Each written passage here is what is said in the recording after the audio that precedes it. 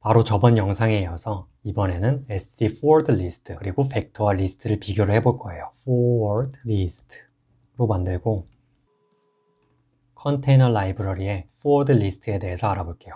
forward list 같은 경우는 C++11부터 들어왔네요. 그리고 설명을 보면은 리스트와 마찬가지로 인서션과 리무벌이 어디서든 O1의 타임 컴플렉시티를 제공한다라는 말이겠죠. 벡터와는 다르게 O1의 랜덤 액세스는 불가능하다라고 설명이 되어 있어요. 또한 forward list 같은 경우는 일반적인 리스트와는 다르게 singly linked list로 임플리멘테이션이 되어 있다라고 설명이 되어 있죠. 각각의 엘리멘트에서 한쪽 방향으로의 포인터만 가지면 되기 때문에 스페이스는 리스트에 비해서 적게 차지한다라고 설명이 되어 있어요. 이런저런 설명을 보시면은 리스트와는 다르게 마지막 엘리멘트를 가르쳐주는 백이라는 메소드는 제공이 되지 않고 있어요. 또한 insertion after, in place after, push front, in place front 같은 명령어는 제공이 되고 있는데 in place back이나 pop back이 없다라는 것을 확인할 수가 있어요. 또 저번 영상에서 보여드렸던 merge, splice after, 또 sort 같은 메소드들은 비슷하게 제공이 되고 있죠. 간단하게 forward list를 사용해서 코드를 보여드릴게요. 인플레이스 백은 제공이 되지 않기 때문에 사용을 할 수가 없어요. 그리고 이 정도로만 설명을 하고 빌드를 하고 실행을 해볼게요.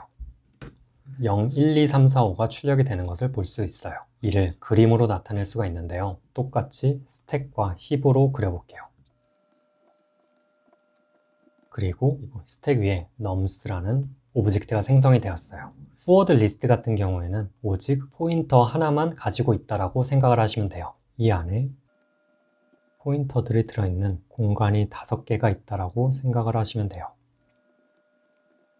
CPP 레퍼런스에서 forward list는 일반적으로 singly linked list로 구현이 되어 있다라고 설명이 되어 있었어요. 그러면은 이곳에 1, 2, 3, 4, 5가 정의가 되어 있을 것이고 nums가 가리키는 포인터는 1을 가리키고 포인터는 2, 포인터는 3 이러한 식으로 구현이 되어 있다라고 생각을 할 수가 있겠죠. 그리고 나서 인플레이스 프론트를 통해서 0을 넣어줬는데요. 이는 O1의 타임 컴플렉스를 가질 거라고 쉽게 생각을 할 수가 있어요. 당연히 이곳에 하나의 공간이 더 생기면서 0을 넣어주고 각각의 포인터들은 이러한 식으로 만들어질 거라고 예상을 할 수가 있겠죠. 이렇게 오른쪽의 리스트와 왼쪽의 forward 리스트가 어떻게 다른지 바로 이해를 하실 수 있을 거예요. 가장 대표적으로 리스트 같은 경우는 인플레이스 백이 제공이 되었어요. 그 이유는 여기에 백이라는 포인터를 통해서 한 번에 새로운 엘리멘트를 마지막에 넣는 것이 가능하다면 forward 리스트 같은 경우는 마지막에 엘리멘트를 넣기 위해서 처음으로 간 뒤에 이터레이터를 통해서 끝까지 간 뒤에 엘리멘트를 넣어야 되기 때문이에요. forward 리스트 같은 경우는 어렵지 않기 때문에 여기서 마무리를 하고 벡터와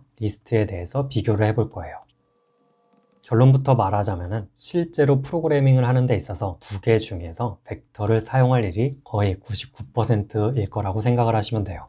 우선은 두 개를 비교를 해보기 위해서 벡터 그리고 리스트를 비교를 해볼게요. 랜덤 액세스, insertion, deletion 그리고 insertion, deletion을 마지막에 해주는 케이스에 대해서 비교를 해볼게요. 벡터의 경우에는 메모리 공간이 이렇게 연속적으로 만들어져 있는 것을 우리는 모두 알고 있어요. 랜덤 액세스, 즉 세 번째 공간에 접근하는 타임 컴플렉시티, 다섯 번째 공간에 접근을 하기 위한 타임 컴플렉시티가 O1이라는 것을 우리는 모두 알고 있어요.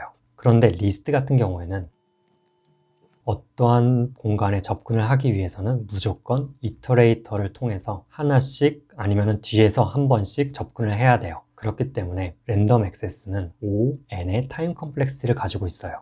그런데 insertion과 deletion, 예를 들어서 벡터의 세 번째 공간에 엘리멘트를 넣기 위해서는 이 내부에 있던 엘리멘트들이 하나씩 뒤로 밀려나야지만 insertion이 가능해요. 그러한 이유 때문에 벡터의 중간에 insertion, deletion은 O(n의 타임 컴플렉스가 필요하죠. 리스트의 경우에는 세 번째 공간에 새로운 데이터를 넣고 싶다라고 하면은 새로운 데이터를 넣고 각각의 화살표가 이렇게만 가리키면은 insertion이 끝나기 때문에 O1의 타임 컴플렉시티로 마무리가 돼요. 그리고 마지막에 데이터를 넣거나 빼는 동작은 벡터의 경우에는 이곳에 넣기만 하면 되기 때문에 O1의 타임 컴플렉시티가 필요하다는 것을 알 수가 있어요. 리스트의 경우에도 이곳에 새로운 데이터를 넣기만 하면 되기 때문에 O1의 타임 컴플렉시티가 필요하죠. 그러면 이것만 보시면은 insertion, deletion 같은 경우에는 리스트가 더 좋아 보이고 랜덤 액세스의 케이스에는 O1이 더 좋아 보여요. 그런데 여기서 하나의 매트릭을 더 추가를 할 수가 있어요. find라고 해서 여러 가지 숫자가 들어있는데 이곳에서 우리가 5라는 숫자를 찾고 싶다 라고 할 경우에는 리스트이든 벡터이든 모든 공간을 한 번씩 봐야 되기 때문에 똑같이 5n의 타임 컴플렉시티가 필요하다는 것도 알 수가 있어요.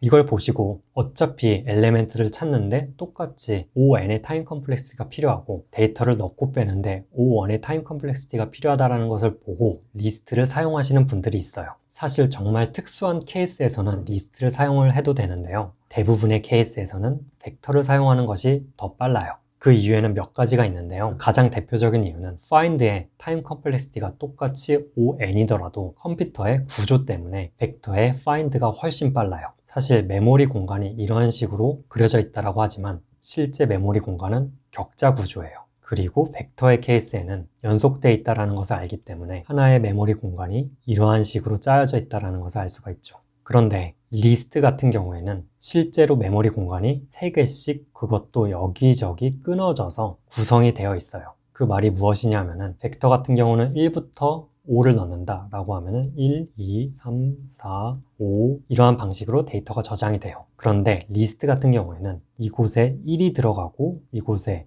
2가 들어가고 이곳에 3이 들어가고 이쪽에 포인터들이 같이 저장이 되면서 여기서 이 공간을 가리키고 여기서 이 공간을 가리키고 여기서는 또 4를 가리키고 또 반대 방향의 포인터들은 어딘가를 가리키고 있을 거예요. 그렇게 됐을 때 우리가 숫자 4를 찾고 싶다 라고 하면은 벡터의 경우에는 여기를 넣고 순차적으로 네 번째 공간에서 4를 찾아낼 수가 있어요. 이 벡터에 액세스를 하는 순간 뒤에 딸려오는 공간이 모두 메모리에 캐시 안에 들어가게 돼요. 그렇게 되면은 첫 번째 공간 다음부터는 다음 메모리 공간에 액세스를 하기 위해서는 한 번의 클럭 안에 메모리 액세스가 가능하다라는 말이에요. 그런데 리스트의 케이스에서는 이곳에 접근을 한다고 했을 때 이 파트가 캐시 안에 들어가겠죠. 그런데 4를 찾기 위해서 다음 공간을 가니까 이 파트 또한 캐시 안에 들어있지가 않아요. 한 번에 캐시 미스가 일어나겠죠. 그리고 다음 포인터를 찾아서 다음 공간으로 가니까 또다시 메모리에 접근을 하는 거예요. 또다시 캐시 미스가 일어나요. 그리고 한 번씩 포인터 디레퍼런싱을 해줘야 되기 때문에 똑같은 ON의 타임 컴플렉시티를 가지고 있더라도 벡터의 find가 훨씬 더 빠르다라는 것을 알 수가 있죠.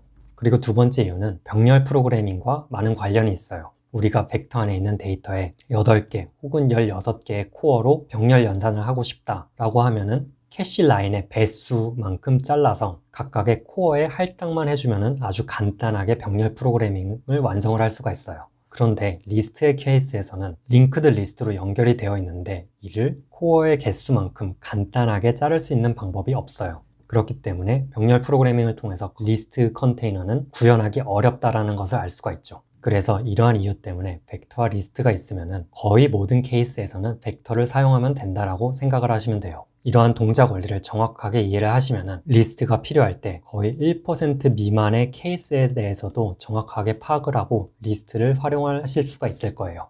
그럼 오늘 강의 여기서 마무리할게요.